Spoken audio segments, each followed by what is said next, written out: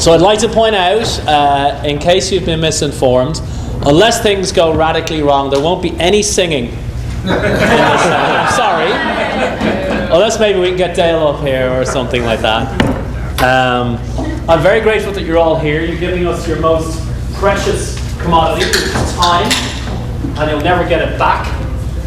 One of my favorite sayings is that life is the best school, but it kills all its students. So I'm grateful that you're here to share a little bit of your limited time. And now that I've brought up mortality, everything else will seem much easier to swallow.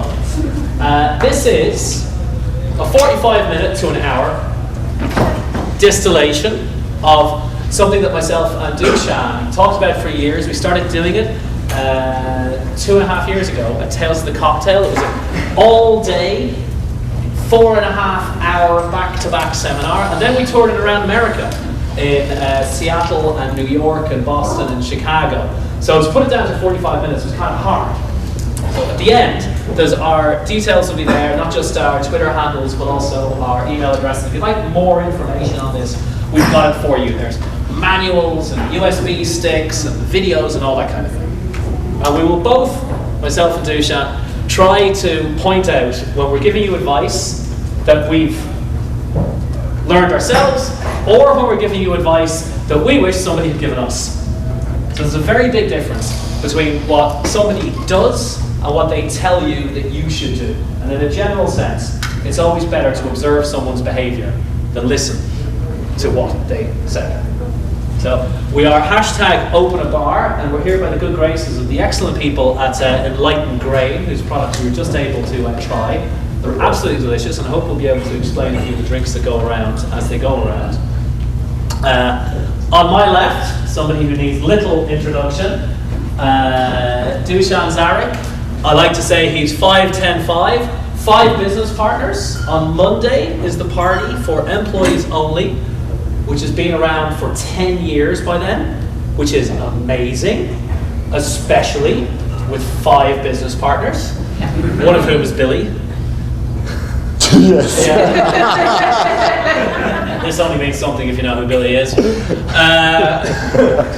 And it's number 5 in the world's 50 best bars list, a richly deserved title, the latest in a long line of accolades for a truly spectacular bar. It's won everything you could ever want to. But the most important statistic there is 10. Being in business for 10 years is a big deal. If a bar makes it to year 4, it's a spectacular business, because usually anywhere in the world you have to pay your taxes in your 3rd year. That's why most bars go bankrupt in their 3rd year. He is also the genius behind the excellent Bar Macau in New York, and he is now the major domo of the beloved spirit startup, the 86 Company. He lives in Los Angeles, ladies and gentlemen, Mr. Dushan.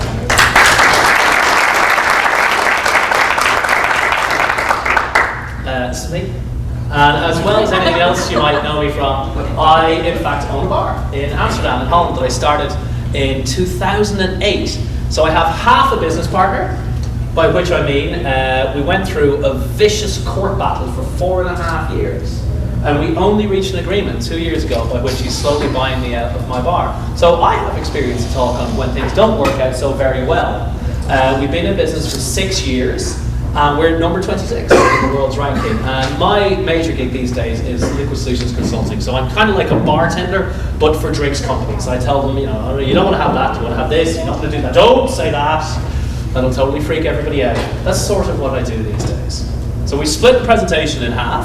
I'm going to do a few points at the start, and Dushan will do a few at the middle and the end, and we'll kind of jump in on each other's things and annoy the shit out of each other in 45, 50 minutes. But why would you open a bar? Here in Florida, it's very common to open a bar. It's like, oh, we should open a bar, it'd be great. Totally hang out with our buddies, and it's going to be sunny every day. Perhaps you have the Rick in Casablanca ideal of wearing a nice white dinner jacket and swanning around, or maybe you've had kind of a dull life and you don't get to hang out with young people. You think it'll be your way to score loads of young chicks or hunky young guys. These are all motivations that lead people to open a bar. Nobody ever has a midlife crisis and says, I know, I'm going to open an accountancy practice. I'll get tons of chicks. I'll be beating it off.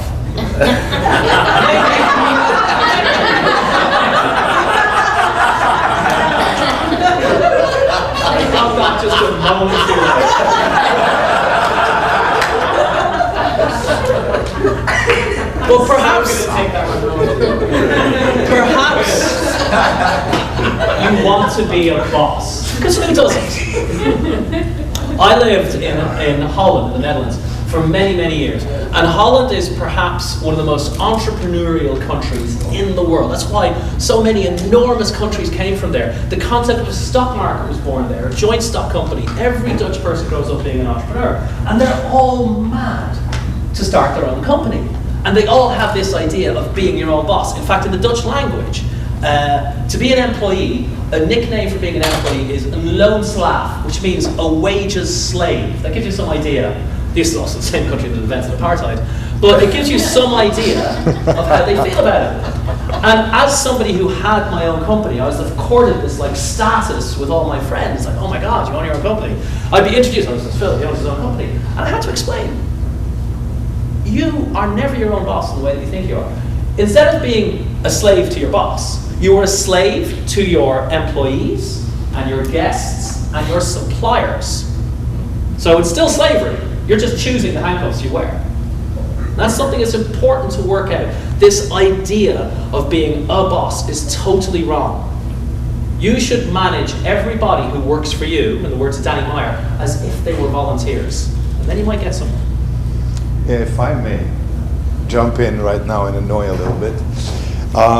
I think this is a really important statement or idea that Phil is talking about.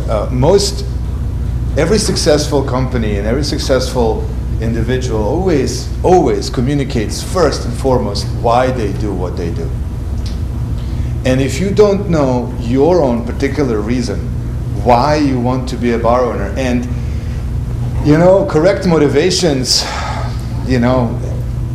are going to, there's no one size fits all, But one thing that is certain is that monetary compensation is pretty much a wrong motivation, because money is a result of things done right, and money will never give you the satisfaction of a well done job, but happy employees, they will give you that satisfaction. So what is your reason? Why do you choose to service people in this way? Because what the slavery that Phil is talking about is basically you will be continue to serve on a different level a lot of other people. And is this type of service something you find appealing, that gratifies you, that gives you a peace of mind? That's that kind of choice that you're going into. And you can't run a bar from afar. You have to do it hands-on. So think about it. If people only went into business to make money, wouldn't everybody quit when they had $10 million or $100 million or $1 billion? But they don't. I met the richest person I've ever personally met last year. He's a financier. He's the head of global equity for Credit Suisse, which is a serious fucking job. And every year he makes about a 9-figure income. And he still works. And he wouldn't, when I was chatting to him, because he likes a cocktail, he refused to refer to himself as rich. And one of the reasons was his entire working life is hanging around with billionaires. He's not a billionaire. He's probably only got 100 million in the bank. But he hangs around with them all the time. Like, if he uses NetJets, they own the plane. He goes to a resort, they own an island. So he doesn't feel rich compared to them. But most of all, he gets his meaning through his work. The money is great, and it gives him certain pleasant things in life. But he'll never stop working, no matter how much. And even if I say to myself I would stop working with the first 10 million or something, I probably wouldn't. Because work gives meaning to your life. It gives structure, whether it's well paid or not. Yeah, and this is very counter to the message we are receiving from our culture, right? In our culture, we are receiving a completely different message, that the more money you have, the more happier with yourself you should be. And that's, of course, entirely wrong, because that would imply that every rich person is automatically happy, and we know that that is not the case. So, just try to think clear about the reasons why. And it's not something you answer just with your mind, but mostly with your heart. Because it's not in your intellect where the answer will come from. It's not going to push you far enough. Yeah? I've only just realized it's particularly ironic to be using a Disney image in Florida. But there is money to be made in the bar business. It's hard money. You can make more money easier in other industries with far less input. But there is money to be made, especially if you can get a piece of the real estate. You may find it easier to get investors to borrow $3 million, buy the building, and put your bar in, than to find people who lend you $300,000 to open a bar. That's a reality.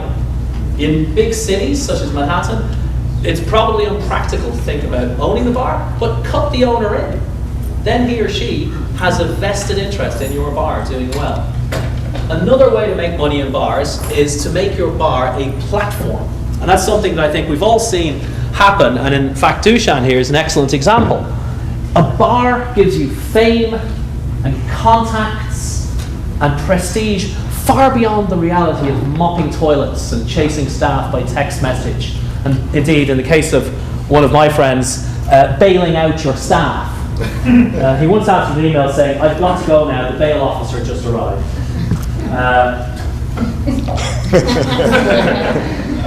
Your bar is a tremendous platform. People will want to know you and help you and associate themselves with you. And the classic uses of that platform are to get involved with a brand, such as Dushan has done with 86 Company, or Jim Behan with Banks Rome, to get a book deal. Ditto, Dushan has now 3 books to your name. Two published, one that's coming. But the one with Jay, you didn't hear it from us. Yeah. The one on dating advice. Yes. Brilliant. Must get it. It's really, really cool. No, they told us that bartenders, that no publisher will publish a bartender, because why would they? Everybody else gets to write a cocktail book except for Dale. I don't think any other working bartender was published, before our time. But if you were a travel writer, sure. Here's a cocktail book. How about a chef? Here, right, Dale? That was that time, So we had to make our name first as authors to be granted a cocktail book, believe it or not. And of course, owning a bar opens the door to consultancy, being asked to open your brand of bar in different places, maybe with a hotel chain in a different country to license it. You could be asked to develop a range of glassware. The famous German bartender Charles Schumann has an entire range of Riedel glassware in every fancy department store in Germany. You could be asked to develop bar systems. Our friend Tobin Ellis in Las Vegas has just announced a partnership with a bar systems company to develop his branded bar systems. I'm even talking to a fine foods company who want to have a range of, I can't say what it is, XYZ fine food by Phillip Duff for the cocktail industry. So a bar is a brilliant, brilliant platform. It gets you worldwide these days fame almost instantly. But you have to make that plan before you open the bar. You have to be, as they call it these days, a 360-degree performer, right? Not having that plan these days would be like going into the business of being a musician and expecting to get rich by selling CDs, which for the younger people are sort of like analog MP3s. All right. Before we go any further, guys, could I ask you to introduce what's in front of us in the drink? Would you mind? Yeah, absolutely. Thank you. And could we get 2 drinks here for us? Yes. I mean, Where are the cocktail apprentices when you need them? All right, so what you see in front of us is 2 spirits from the EG Spirits portfolio. The one with the lemon in it is being made with Windsor. That's the Earl Grey tea and stage. The drink's called the Riviera. It was being made up in Maria and Manhattan for a while. Simple pressed white grape juice, lemon juice, little agave nectar, simple, and then that Earl Grey tea and sage vodka. The next is Inspiration. We use the rosemary and lavender infusion, and that's Simple Collins. If you guys want to stop by later, we'll be at the gala again tomorrow night making some more drinks. Feel free to taste the spirits by themselves, but that's what you're sipping on. Yeah. And we can have a little taste afterwards as well. If we corner you in the lobby, right? All right, Phil. Yeah. thanks. Oh, you're welcome. I need some presenting juice. Thank you. Yes. Cheers. Thank you, guys. Thanks, Matt. Thank you. Yeah. It's very special for us to be here because we're from places that never had prohibition. So. That's right. It's true. Whoever said Americans didn't have a sense of humor never looked at the prohibition history. So, now me and Dushan are getting on to shaky territory. Some of what I'm going to tell you is my own experience, and some of it is what I wish someone had told me. So, what do you need to do and be and know before you open a bar? Well, you need to be organized. You can't see this very closely, or you're not looking very closely. This is actually an ad for a German investment bank. And the fourth paperclip, the one on the right, is turned around slightly. It says chaos, German style. Right? You need to be organized. And you don't get to not be organized. People will depend on you to pay their mortgage or their bail. And you can't drop the ball. You have to be sober when everyone else is drunk. You've got to be awake when they're sleeping it off. You've got to be working through the vacation when everyone else is lying on a beach. You cannot afford to not be organized. The people who are successful and tell you they're not organized are either lying to be popular, or they have somebody else on payroll who's more organized than them. And it's usually a lady. And it's usually a lady. They somehow have a better sense of organizing things, in my experience. But totally, whatever he's saying here is gold. You must learn what organization and especially delegation means. Many bar owners only learn what delegation is when they open their second bar, because they're forced to. But it doesn't have to be that way. You can delegate simply by disappearing for a month. Turn off your phone and fuck off. When you come back, if you're still in business, you and your staff have both learned a great deal about delegation. And I'm only saying that semi-facetiously. You must let your staff go sometimes. It's a win if they do things 75% as good as and in the way as you want to. Because the 25% that's different might be better. Otherwise, you're the worst kind of micromanager. That's right. And here is the best way in the world to write down your tasks for the day. This is Organization 101. I wish I'd learned this more recently than 2 years ago. You get a quadrant and you write down urgent and not urgent, and important and not important.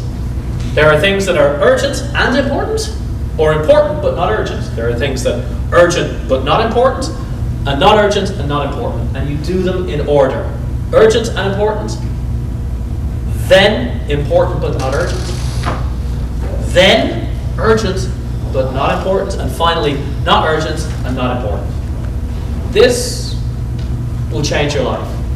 And if you're already thinking, but everything's urgent and important, you need to reevaluate. You really do. Be good at this. Be really, really good at this. For example, that would mean, is it more important to raise some seed money than to hire your GM? You know? I mean, GM's important, the right choice is really important, but it's more important and more urgent for you to make sure you have all the money in the bank so that you can actually execute this project. And we'll talk about money as we're going along, yeah? Indeed. But this is really gold, and I think it's really very useful indeed. You need experience of being a GM. I'll tell you, I never did it. I was never even a barback. I was a bartender, then another bartender, then I was a senior bartender, then I was a trainer. I did some managing, but I really never was a GM before I owned my own bar. And that was so dumb, because the person paying for my mistakes as I learned on the job was me. And I could have been learning on someone else's payroll. When we did this open bar tour around America, Aidan Demarest from Los Angeles said something really brilliant on the panel. He said, before I ever opened my own bar, I had already put $1 million in the pockets of all my bosses. I knew I could fill a room in any given bar in Los Angeles on any night. I had the contacts, I knew the people, I developed nights and sponsors, all of that. And he did it all on his boss's time. So taking a year to become a great manager, to learn how to fill a room and be confident you can, to make those contacts, pays itself back so much. And it's such an easy life working for other people until you start working for yourself. That's super important. I think I was a manager at Pravda while I was bartending as well, and I learned a great deal, and I think that's super important. But maybe let's say you don't have 2 years. Maybe you're a great bartender. Maybe you're super creative. Maybe you have the next concept in your mind that will blow everybody away, and you just don't have time or don't have the skills to be a GM. What do you do? Hire a good one. Find a great one. No, find a partner who has that skill. Find somebody who can help you, who has the same interest like you, but has a different skill sets. That's super important, you guys. We forget how much these skill sets are differently developed in people. And you might be a great server. And I've made this mistake as a restaurant owner. We'll talk about this down the road many times. But promoting a server into a manager does not necessarily mean that great server will make a great manager. It's a completely different skill sets.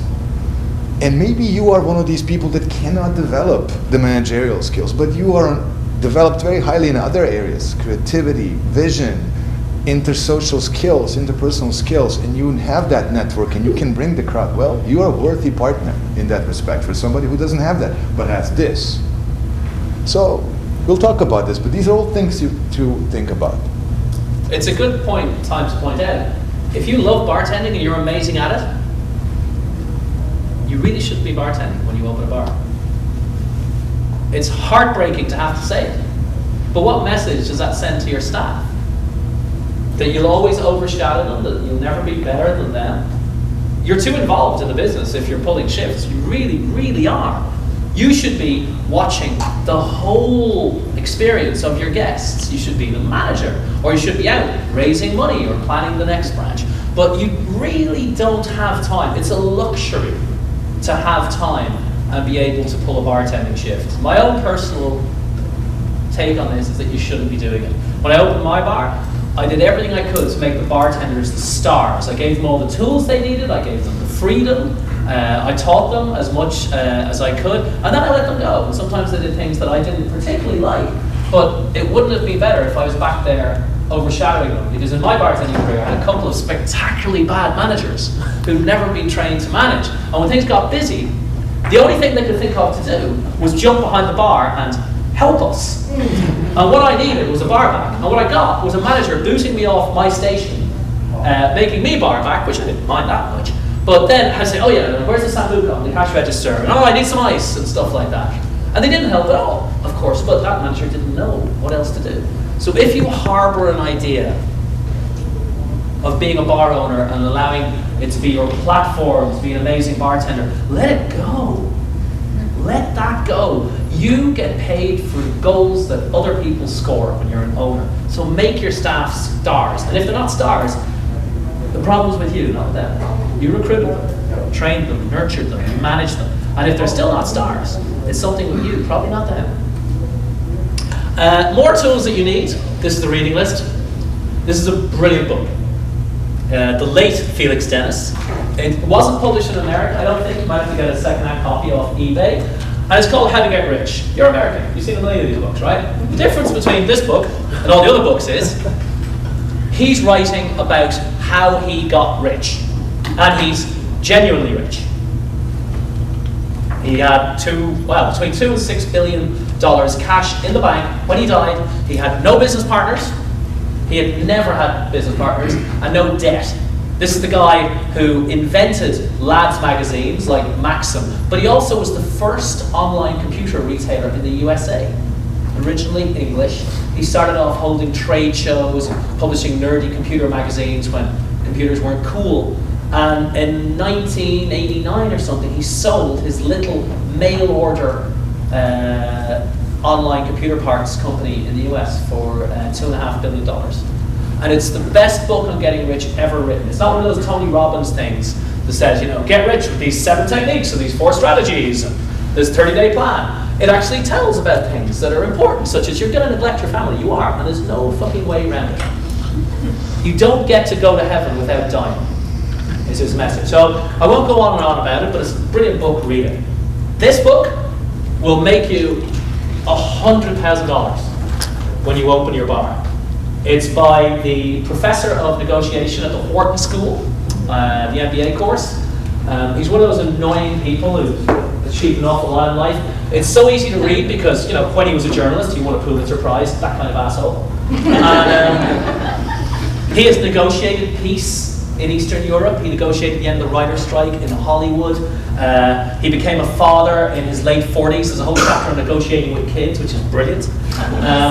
But all of life, not just business, but all of life is negotiation. And this is the best possible manual for it. Forget all that win-win bollocks that you've ever heard. Or, you know those ads you see in airline magazines with like a chick smoking a cigar, like, negotiating, do my seminar. It's bullshit.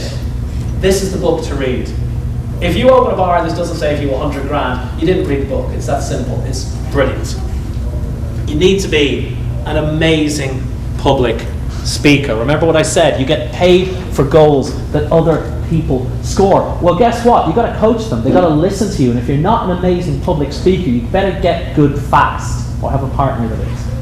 We've all had shitty pre-shift meetings from people that shouldn't have been let out of the asylum. Don't be those guys. You can learn to be a great public speaker. And if you can't learn to be great, you can definitely learn to be not shit. Being not shit is very important. Right? But that all being said, it is always what you do that will send a stronger message to your staff and your employees than what, you know, how you inspire them. To inspire them is one skill set, but then following through and walking the walk is another thing. You got to be two things: fair and righteous. You know, you got to be that. So for you to get their respect, you got to respect them, and then you have to be always fair. Sometimes you have a favorite person in that team, you know, and they've done something stupid, and you know that they will not do it again. You know, I mean, it's totally reasonable by knowing them, but you got to still suspend them and subject them to the same kind of treatment that everybody else would get, because that's what you are. You are leading by example.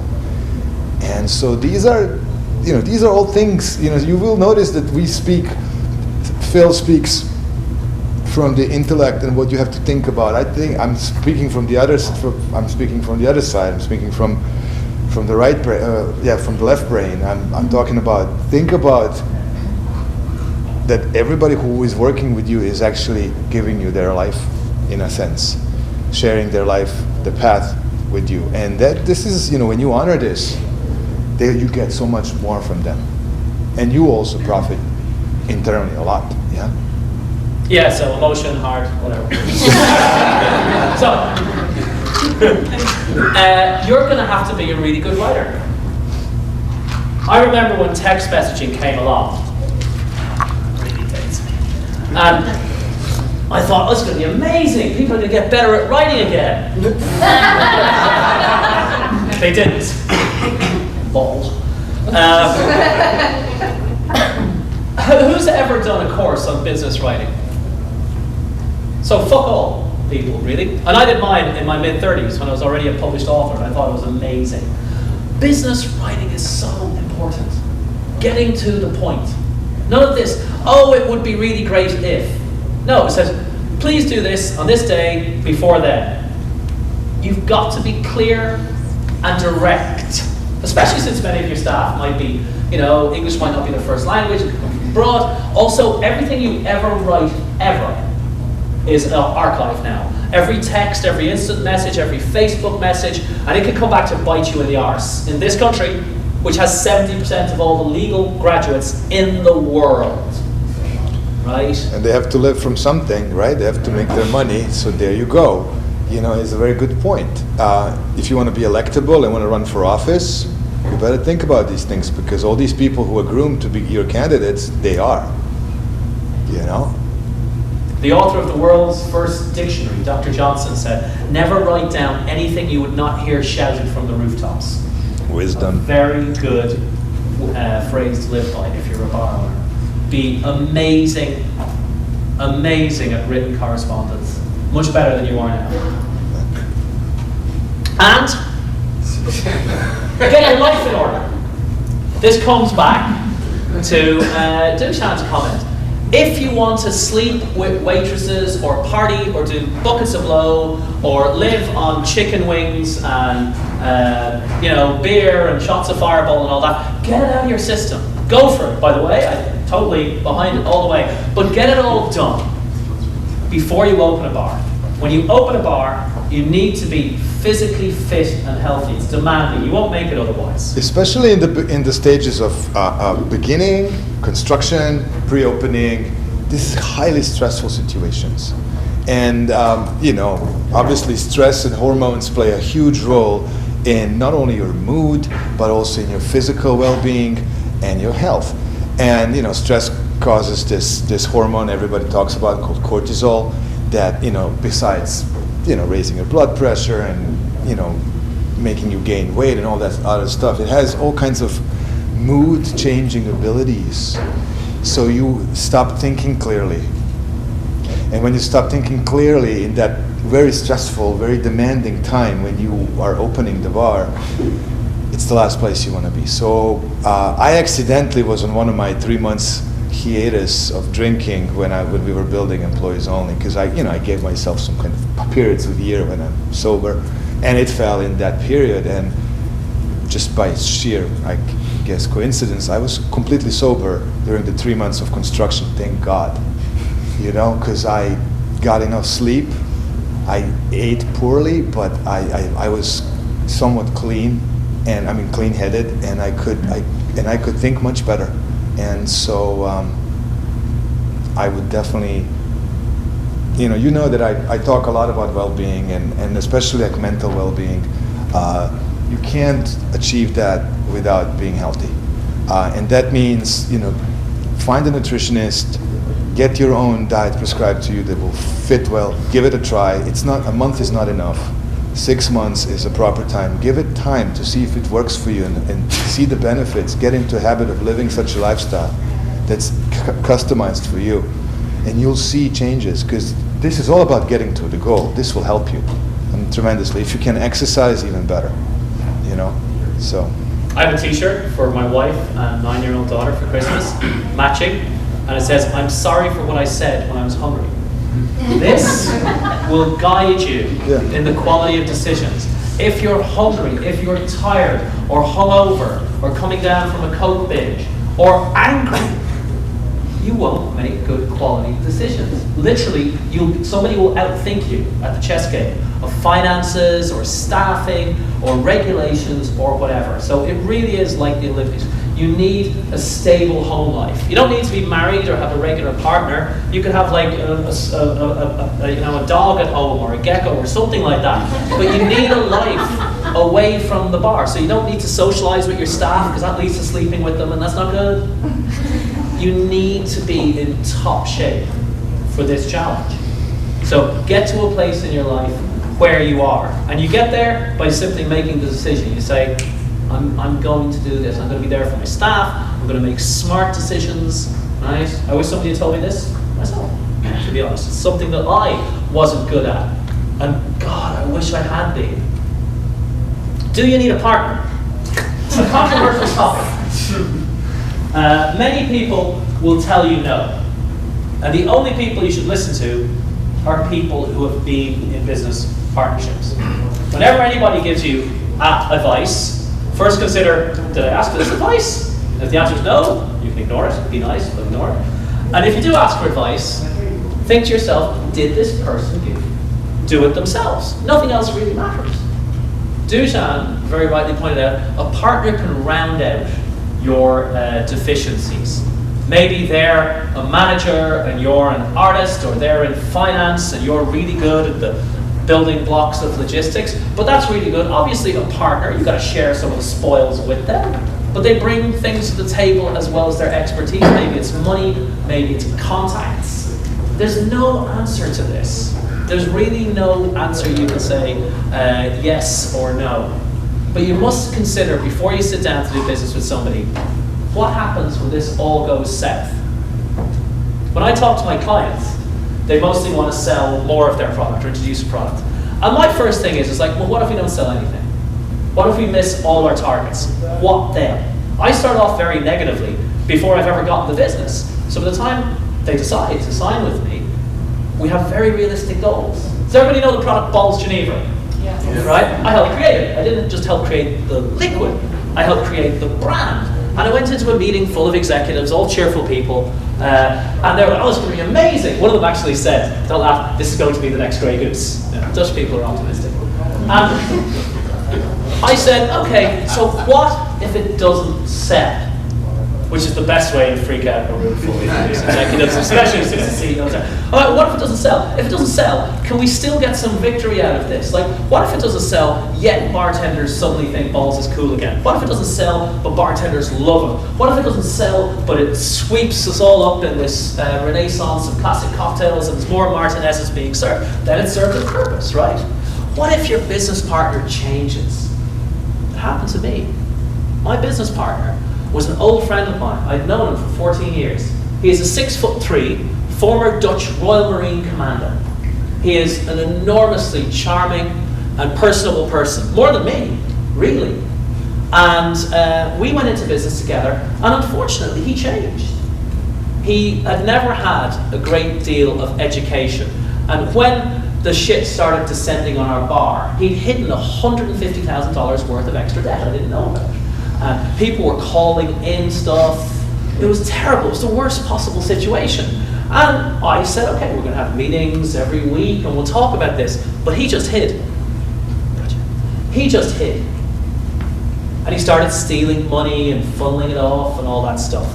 And he really changed as a person. And we had only had like a very simple 4-page contract. People change, and it's not about assigning fault. It's about bearing in mind what happens when things go wrong. Sorry, Nancy. Can I just say a few things about partners? Because I always, in all my businesses, I have partners. And I'm also married. Is anybody else married here? Yeah? So, okay. So it's like that. People change just like that. It's all fine. However, the goal is for all of us to reach what's best for the group, not what's best for me. If I want to be doing things that I think are best for me alone, then I'm going to do a business by myself. This is a collaboration, and each one, if you need partners, choose your partners so that they, I think, the only reasonable thing is that they complete you. They have something you don't. Or they can amplify something that you already have in some way. Then that makes sense. Otherwise, you don't need partners. You can hire consultants. It's cheaper on the long run, much safer, and you can learn to delegate all these skills down the road when you have time. But partnerships are, when they're good, like my partnership with Employees Only, guys, it's magical, man. It's been like, it's just a magical thing, and it had its difficulties. And you mentioned Billy is one of our partners that is notoriously difficult to get along with. He's that one person that you would think everyone in the world must perceive this person as an asshole, but of course that's an illusion, right? Still, with somebody like that in the partnership, you find ways to work around it because there is this collective consciousness that guides everything. And you got to learn to trust that. That only if you choose to go into partnerships. Yeah? And I'm not going to say do it or don't do it. It depends all on you. All right, we're going to zip along now. Elevator pitch research. Find a gap in the market, but then take all the time in the world to work out if there is a market in that gap. Dushan? You're up. All right, cool. Business plans. Obviously, none of us, how many people do know how to write a business plan? Okay, so half of the room. But people who want to open a bar, how many of you who want to open a bar know how to write a business plan? 1, 2, 3, good. You must be researching this already, right? So that's the thing, right? There is universities around the country that offer entrepreneurs who are starting free courses on how to do a business plan. And I've gone through one of those in New York. Pace University had a course, and I took it, and it was free, and I came out and I had a business plan, and more importantly, I knew how to write one. So that's important because your investors want to definitely know this. The reason for this is very simple. Left. Left. Cool. Are you sure? Left button. Left button. Fine. See, I fill in his deficiencies as a partner. So it's the business plan. Why do you have a business plan, you guys? Why do you have a business plan? Let's have a direction. So you have a direction, you know where you're going. It helps you accountable. Obviously, you're going to be conservative in your projections because you want to always ask yourself the question that Phil said: what if it doesn't work? What if it doesn't? What's my minimum that I have to do to break even? And then from anything above that is just great. And then multiply that through the period of time that you have on your lease, and see if it's worth it. If it's worth it, your effort and effort or the money of your investors. It has to make sense, right, for the investors. Because investors, look, nobody. We'll talk about this. Nobody will invest in you. Nobody smart will invest money in your restaurant because they're thinking that they're going to be rich with that investment. Okay, please don't accept these people as your investors because they're crazy, all right? You can't make money as an investor in restaurant business. I mean, you are investing in a restaurant business because midlife crisis, because you always wanted to have a bar, because you support the person, you're a family member, you're a friend, you want to support them, and you have enough money to spare, and you don't mind if you lose it. You guys, listen, I mean, the statistics are, and they all read that those statistics and they're accessible to everybody, say like this. Nationwide is 27% success rate on a 10-year period of bars that open. Like bars that open this year, nationwide, only 27% will see year 10. In New York City, the statistic is 3%. Okay? So, I mean, if I had money to invest and I want to make money from that investment, I will go to the Silicon Valley and invest in the next hot Tinder thing, right? That's what I want. That's what's going to make money. Right? Bars and restaurants are businesses, small businesses. So you need to find an investor that's going to support you in that idea. And that idea is all about why you want to have that, You have to know how the victory looks like, which means you sit down every night when you're done in your preparation and research and have a glass of wine, or if your partner is there, your business partner, sit down and discuss how is this going to look like when what's the best world, like what's the perfect scenario, what's the perfect world thing that can happen to us. And then sit there and drink your wine and imagine it. Imagine it, create this reality in your head already. And then you're just going to, create circumstances to get there.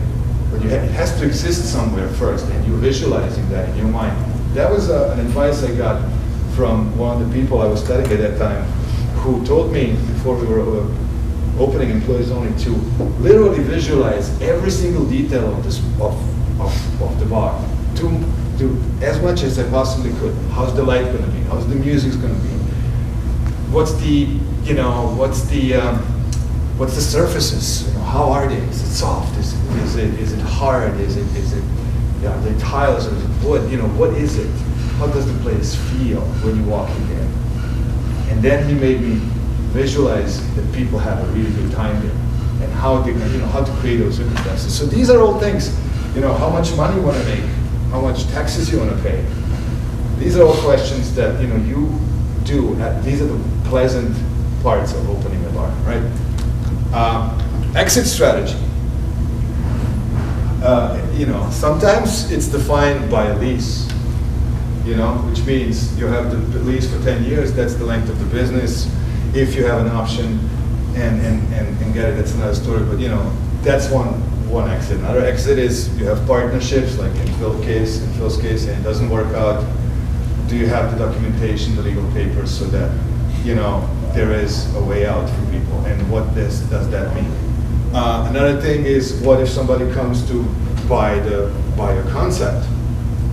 Did you think about that? And that's what Phil was talking about. You have to have plans for possible scenarios. What could happen to your company? What if it really sticks? And what if people really take onto it? What if you're the next, PDT? And somebody walks up and says, I want to do 15 of those all over the world. I have a lot of money. What are you going to do? What do you build in? You know, if your relationship breaks down, and you want to go on a retreat in Bali for 6 weeks, what if your business partner just goes completely batshit crazy? You know, every exit strategy has to be listed in the same way. You say up front to a customer, hey, if you don't like this cocktail, I'll give you another one, or this one's on me. You got to think about that like your business. What happens if it all turns to shit? You can still salvage something. And if you have it agreed, you can say, well, look, we said this. And then you can still have a talk about it. But at least you have somewhere to come from. Okay, money. I raised lots of money. This is how it works, okay? Look for people who believe in your idea. It doesn't have to, like, look, any financial promises you're making them is nothing compared to what they can make outside of the restaurant business. So forget that you're going to impress them by how much return they're going to make on their investment. That's never going to be impressive. Impress them with the solidity of your business, with what type of management you will provide. This is what they're looking for. They're looking for how you're going to manage this, who's going to be on your team, and how you're going to make sure that all this vision that you have is going to come into reality. This is what they want to hear from you. Okay? Most important, be calm and stick to the point. And then finally you better close. Because a lot of them will say, yes, count me in. Yeah, sure, you're counted in. Here, sign the check. Now, or tomorrow, or in a week, but that's it. No more. After a week, you lost them. Pretty much. Okay? So this also means you overcome your shyness and you're on that phone like these cheesy salespeople that sell life insurance or whatever, and you are on these investors. You're on them. Because guess what? If they're really hot for it, they will give you the check right away. If they're not hot for it, they're just playing you. Family is a great resource. If you have a wealthy family, good for you. Tap on that, because that's a great, you want to have some skin in the game. And if your family can give you some junk, that's great. Because when you have some skin in the game of your own, it becomes deeper and becomes more personal, right? So that, and investors generally love to see that you have some skin in the game. So that's important. And then be calm about it and go at it. Just go at it. And don't forget, there's a lot of people here who open a lot of bars, either of their own or as consultants. I've yet to see a bar that opens with $100,000 plus in the bank. Everything you raise, you'll spend, and then some. Okay? All right. Equity distribution. How much of your company is to be given away to the investors? That's where we're turning back to that negotiation. This is all an idea. How much is your company worth? It's an idea. It's an idea. It has no worth. In reality, it has no worth. If you don't own the building, it has no worth.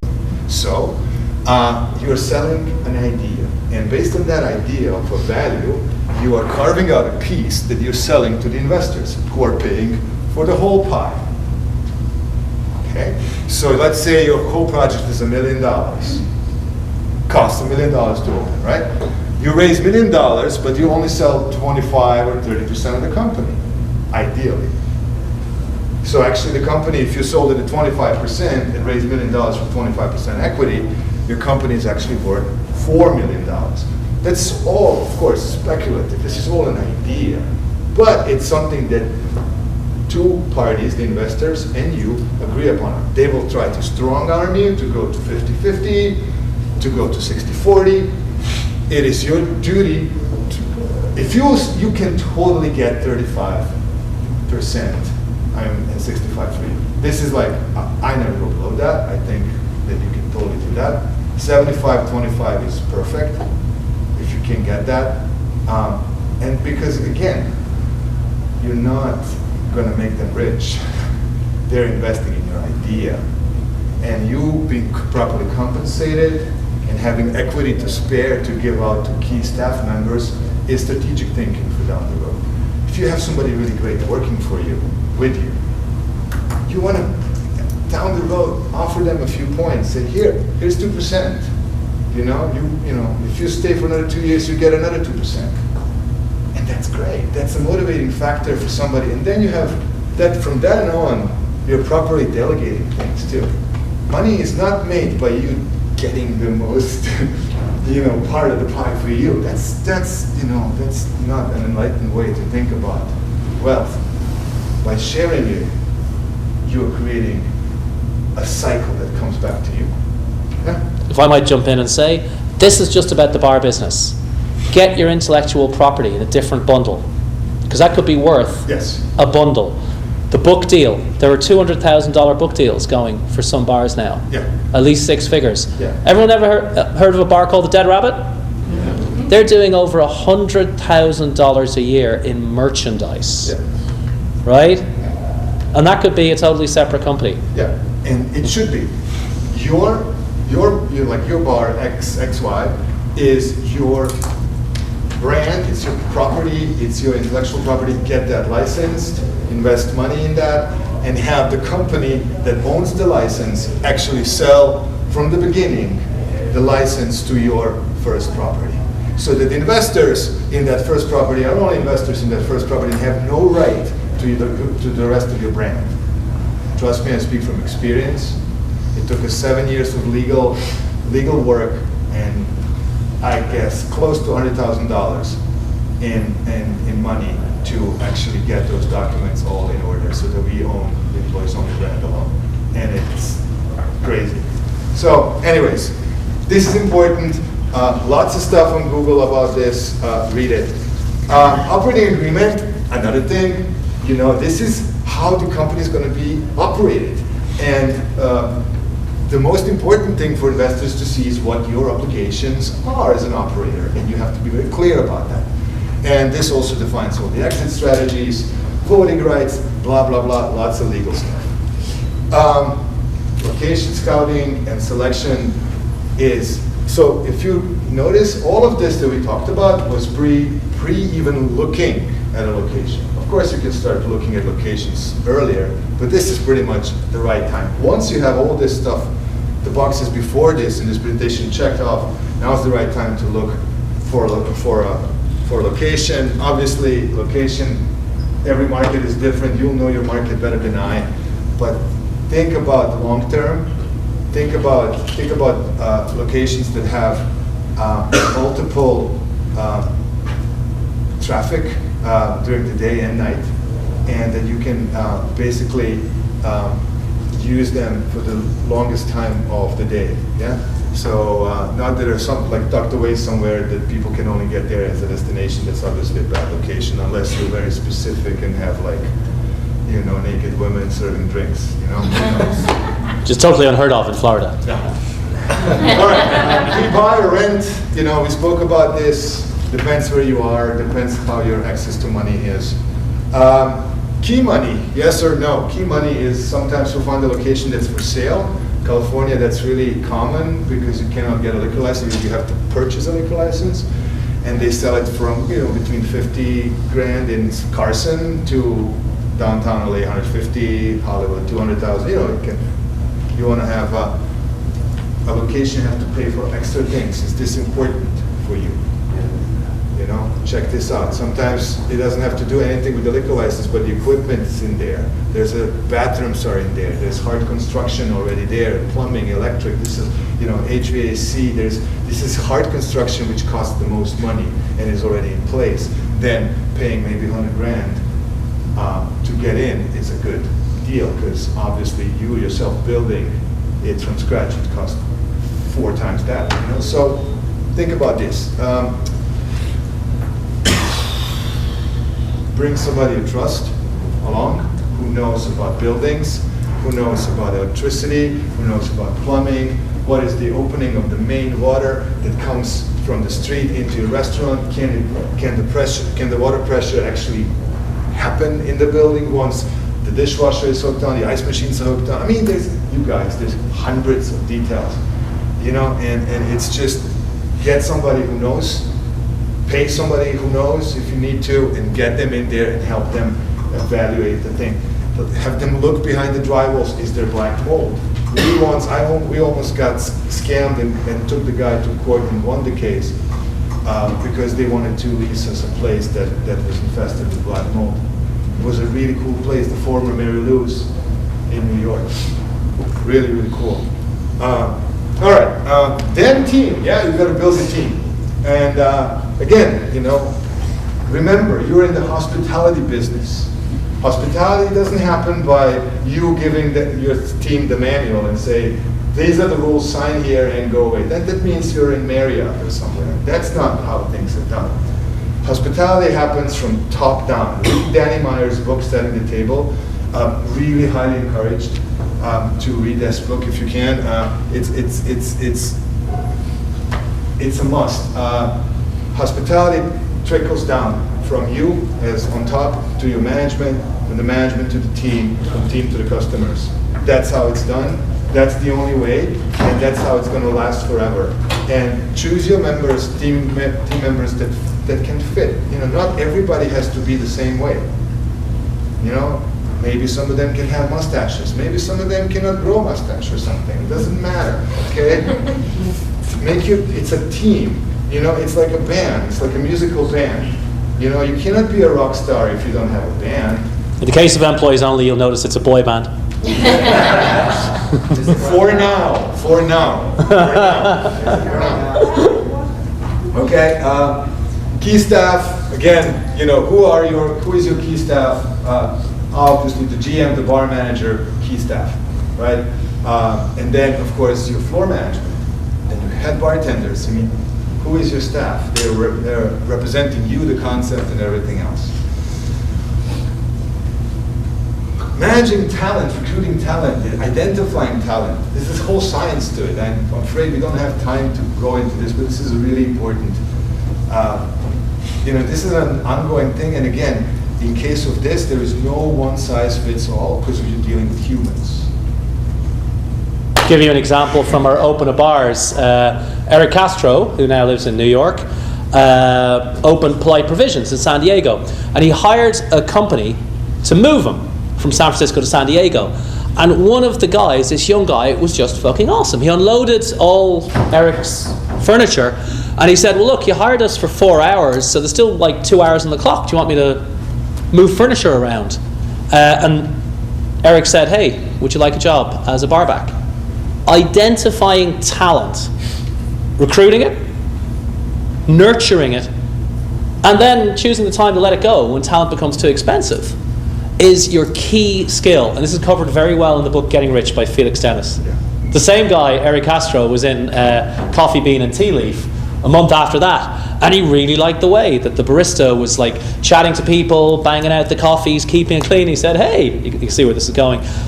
You ever want to work in a bar? And the guy said, oh yeah, my grandfather used to have a restaurant, and that was Eric's second hire. Your talent is cheapest when you identify it and train it yourself and nurture it. When it gets to a point where it's too expensive or it needs to do other things, you have to let it go. But this is a key skill. You know how I got Steve Schneider? We were working this event for some Manhattan kind of, what's that newsletter? Daily Can. Anybody knows about Daily Can? Used to be big, and so it's like all these bars from New York have a table and we're like shaking up drinks for people, and next to us there's this kid that is like looking at us like we're, he's like totally frightened and super fast and does everything, but it's like so intimidated, and so we started giving him drinks and loosening him up, and the kid was so great and was so good, so fast and so willing to learn. And I asked him, have you been in the Army? And he said, I'm a Marine. And I'm like, you want a job? And that's how I got it. That's awesome. All right, we have to close here, you guys. Unfortunately, an hour, as you see, is not even scratching the surface of this. It's like, this is going to take forever. It's a marathon. It's not a sprint race. It's going to take a while for you guys to nail all this down and check all these boxes. But guess what? It's been done many times before. You can totally do it Information out there is everywhere. You can reach Phil and me anytime here on this emails, and we'll be more than happy to answer all your questions and to point you in the right directions. Obviously, this is a big step in anyone's life, so you have to be ready for that. You know, you have to be ready not only in your skills, but also in your emotional life, in your family life. You know, because this is going to pull huge strains on your relationships. When we were opening Employees Only, I was dating a girl back then. She was together for 2.5 years. You know, we had a loft together in Williamsburg. We were kind of looking pretty cozy, and you know, she literally left me during the construction process because she's like, look, I mean, if you are this consumed by this now, what's going to happen once you're open? And I'm not okay with this, so I'm going to split now. And I, you know, of course, I was like, you bitch. And so obviously now, you know, but then, you know, of course, you know, it would have been a wrong choice both for me and her, because she's expecting a different man, and I'm not that man. I'm the man who wants to have a bar. Right? Different things. So anyways, you guys, thanks so much. Thank you.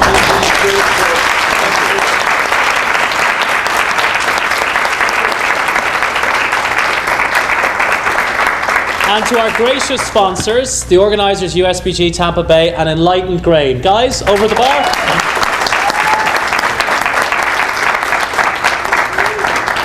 All right.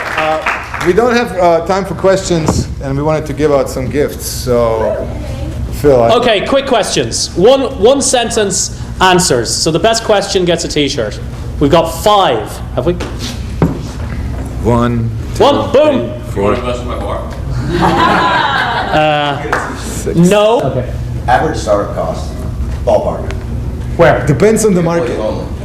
In Employees Only was 450 in equity and 200 in loan. So 650. But that was 10 years ago. 5 ways? Excuse me? That was split 5 ways between 5 different partners? No. We got outside investors. Okay. Yeah. Sean, when did you know that this was the industry you wanted to be in? When I met Dale DeGraff.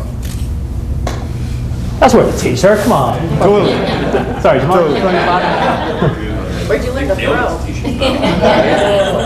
In Europe. Yeah. Come on, 3 more.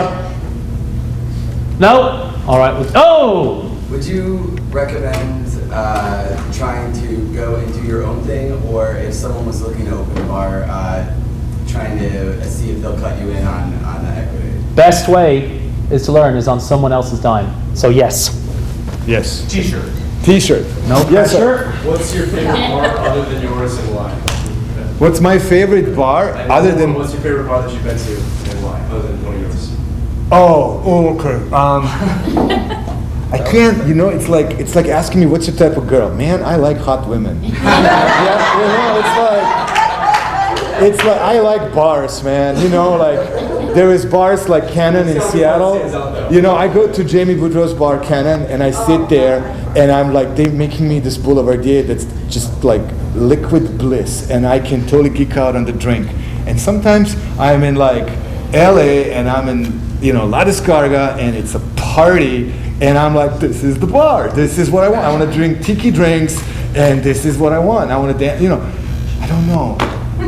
You know, it's too much, too good, too many. Case in good point, things. everyone gets to buy us a drink at the bar over here. In a minute. T-shirts. There was. Yeah, What was the exact moment that you both decided to own your own? My partner and I had looked at a space and turned it down because it was wrong for our concept. It was going to be a restaurant, and he went ahead and opened it anyway. And he wanted it to be a speakeasy bar, and he asked me for a loan, and I said, well, first of all, I'd rather be a partner than a loan, and second of all, you've never been to a speakeasy, so I should probably help out. So that's literally how dumb it was. It's a 2-part question, so.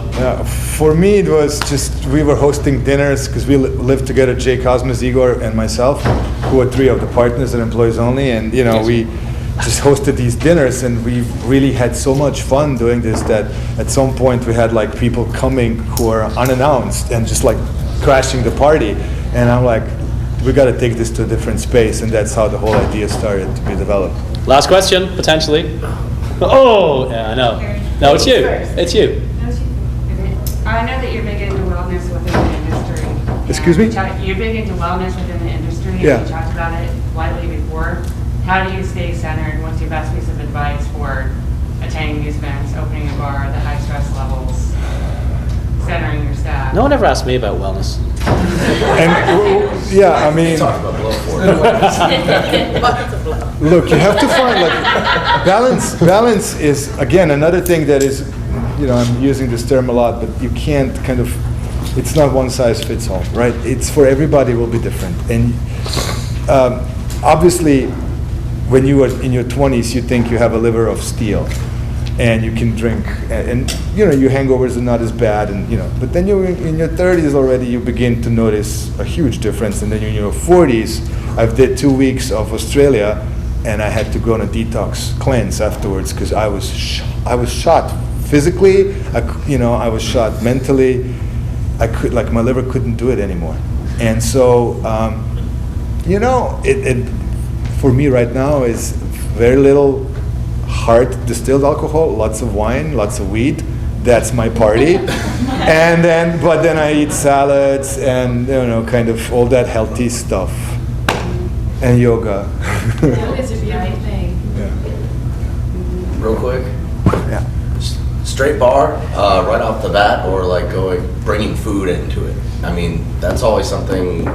I think food screws up a lot of stuff, and especially if you're opening your bar in the beginning, just going straight bar. I mean, because I know you guys didn't do food right off the beginning. We did food right from the beginning. You did? Okay. See, we're Eurotrash. Igor is Bosnian, I'm Serbian, Jay is American, but he's Greek actually, because when you look at him, he's Greek, and his heritage is Greek, and his grandfather had a Greek diner, and it's just Greek. So we look at food and drinking differently. We think that drinking and eating is one thing. It happens together. It's an experience.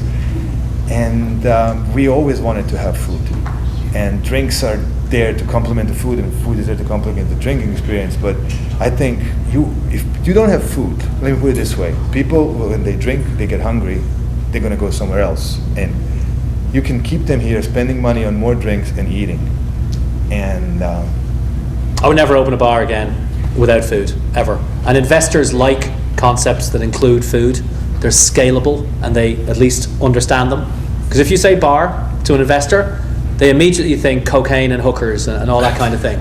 Because most investors don't get out much. Just you do. So they all live in Connecticut. They have 2.5 children and a Volvo. All right, thanks very much. We're off to the bar.